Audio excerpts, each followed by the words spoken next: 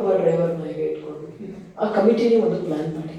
So ನಿಜವಾಗ್ಲೂ ಪ್ರತಿಯೊಬ್ಬರು ಈ ಥರ ಒಂದು ಸ್ಟೆಪ್ ತಗೊಂಡ್ರೆ ಎಲ್ಲರೂ ನಿರೀಕ್ಷೆ ಎಲ್ಲ ಸರ್ಕಾರ ಕಡೆಯಿಂದನೇ ಆಗಬೇಕು ಅನ್ನೋದನ್ನು ನಾವು ಮೊದಲು ನಿಲ್ಲಿಸಬೇಕು.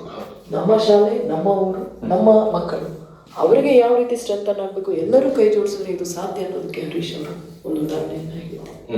ಹರೀಶ್ ಅವರೇ, ತಮಗೆ ಧನ್ಯವಾದಗಳು. ಮುಂದಿನ ಕರೆಗೆ ಹೋಗ್ತೇವೆ. ನಮಸ್ತೆ. ನಮಸ್ಕಾರ. ನಮಸ್ತೆ. ನಿಮ್ಮ ಹೆಸರು ಹೇಳಿ, ಮಾತನಾಡಿ. ಕೃಷ್ಣ ಎಲ್ಲಿಂದ?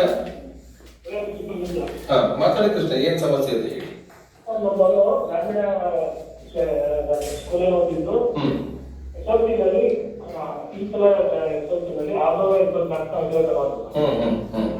ಅವರು 3 ಸಲ ರಾಜ್ಯ ಪ್ರತಿನಿಧಿಸಿದ್ರು. ಯುವ ಸಂಸತ್ನಲ್ಲಿ ಮತ್ತು ಅಧಿಕೃತ ವಿದ್ಯಾವರ್ಷಿ ಟೆಕ್ನಿಕಲ್ ಯೂನಿವರ್ಸಿಟಿ ಆಡಳಿತಕ್ಕಾಗಿ ಶಿಕ್ಷಣ ಇಲಾಖೆಯಲ್ಲಿ ಮೊದಲು ಈ ಗ್ರಾಮೀಣ ಪ್ರತಿಭೆಗೆ ಒಂದು ಸನ್ಮಾನ ಮಾಡಿಲ್ಲ.